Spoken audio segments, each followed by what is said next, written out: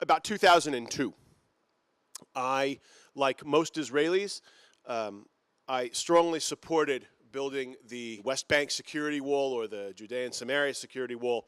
I had made Aliyah at the end of 1993, and initially I was a supporter of the Oslo process. I thought that Israel was at least right to try to change the reality in which we live. Eventually I came to be very critical of that process, or at least of the administration of that process. But by the time 2002 rolled around, I felt like a majority of Israelis that Israel had more or less fulfilled its obligations under the Oslo Accords. Let me sort of point out, I am not oblivious and I'm not afraid of Israel's violations of the Oslo Accords. I am well versed in those violations, but by the end of the 1990s, I felt, and I still feel, that Israel's violations of those accords came nowhere close to the violations on the other side, and on balance,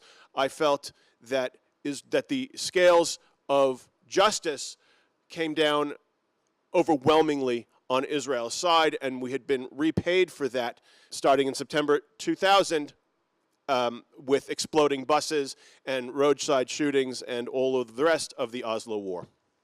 And so in 2002, I supported building the security wall and said, look, we're going to build a security wall. We'll take care of ourselves.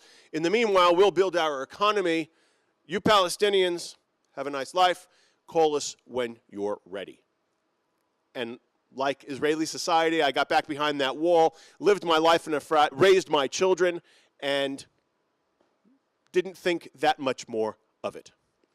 Until about 7 or 8 years later, 2010, 2011 type of time, and two things came together at that time for me. One was curiosity. Curiosity got the better of me. I drove from Efrat to Yerushalayim or anywhere else in Eretz Israel, and there are walls, and there are places I couldn't see, and there are places that we couldn't go, to be perfectly fair, right?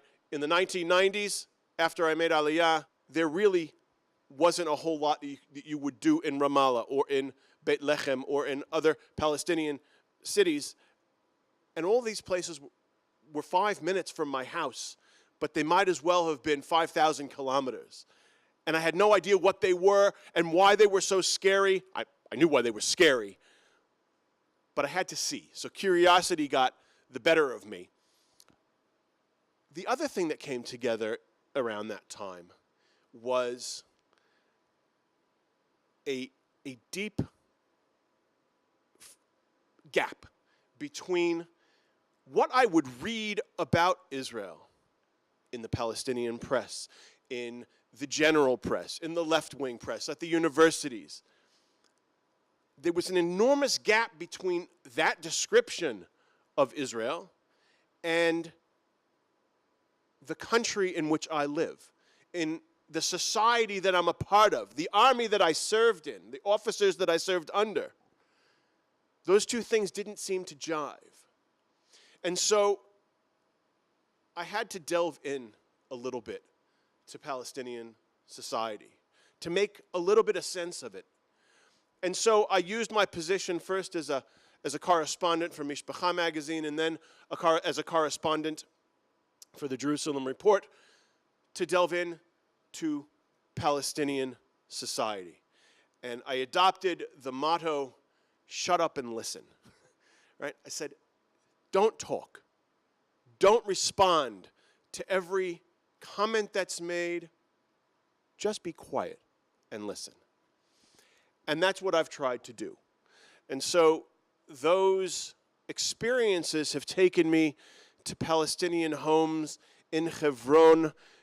Are celebrating Shabbat Chayei Sarah, the Torah reading that celebrates the purchase of Ma'arat HaMachpelah, the cave of the patriarchs, to Abraham. I've sat in Palestinian refugee camps across Judea and Samaria, listening to people's stories. I've traveled to Jordan and listened to refugee stories there. I've met with PLO officials, and I've met with ordinary Palestinians. I've met with shop owners, and I've sat and drank coffee and tea in 100 different places around Yehuda and Shomron, in Eretz Yisrael, in Medinat Yisrael, in Israeli Arab cities. And I've tried to get into that society in a way to help me at least make a little bit of sense of something that I just don't get. And as a result, I've made some terrific friends. I have some terrific relationships. I have friendships that are real friendships. I know that if I need something from my friend Khalid, he will be there for me. And I have been there for him in several different ways. And so all of that really is sort of, let's call it chapter 1 of what I'm going to talk about. Chapter 2, 2 or 3 years ago, I was organizing a summer camp for Palestinian and Israeli children. And after the activities one day, towards evening, I was asked, can I take a couple of kids back to their home, a couple of Palestinian kids? And I said, yes, absolutely. We got in the car, my then 6 or 7-year-old son, and these 3 Arab boys, and we got in the car. And as I was driving down the road, I looked in the rearview mirror, and these boys were sort of crawling all over the back seat. And the reason I mention it is because there is a cultural gap there that is enormous. It's almost too big for words. When I got in the car, it didn't even occur to me to tell them to buckle their seatbelts. Just like it didn't occur to my son not to buckle his seatbelt. It was obvious to him that when you get in the car, you buckle your seatbelt. It was equally obvious to the Arab boys that there was no need to buckle their seatbelts. It wasn't something that they would have even considered and then decided against. It was just not part of their discourse in any way. And I mention the story because with all of my conversations and all of my attempts to listen and all of the friendships that I've made, the biggest challenge I have today, at least in this area, is to make sense or to try and bridge a cultural gap between Israelis and Palestinians, between Israeli society and Palestinian society, trying to bridge a gap that very, very often and in fundamental ways feels unbridgeable. Give you an example. Driving engine of Zionism, of all Zionism, religious Zionism, cultural Zionism, political Zionism, all of it, the driving engine is that here we are in the middle to late 19th century, in Germany, Poland, Hungary, Romania, wherever. And our situation here as Jews is terrible, but we have the ability to dream, plan, work hard, and achieve. If there's any Zionist ethos at all, it is that we can do. We can take the future in our hands. We can make our situation better.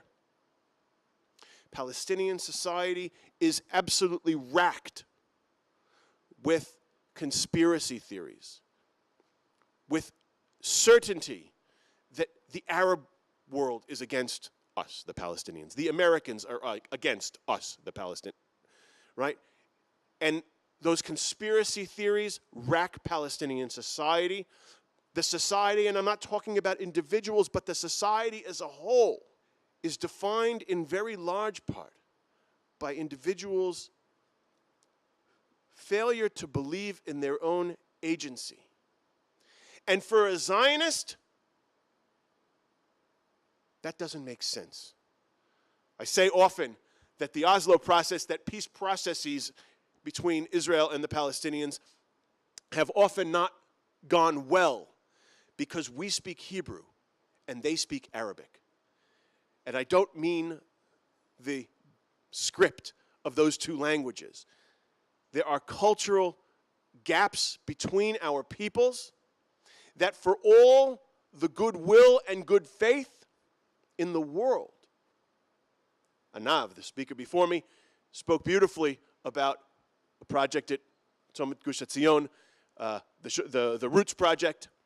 I am proud to be an activist in that project, and I feel the closer our relationships get, the more frustrated I get that I don't know how to bridge these gaps. I'll wrap up not with a message of hope and not with a message of unhope. Not sure what's the opposite of unhope. But I would wrap up with a message of frustration that I will keep going, and I will keep talking, and I will keep shutting up and listening.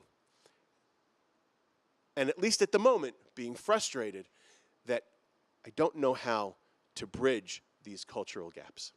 Thank you.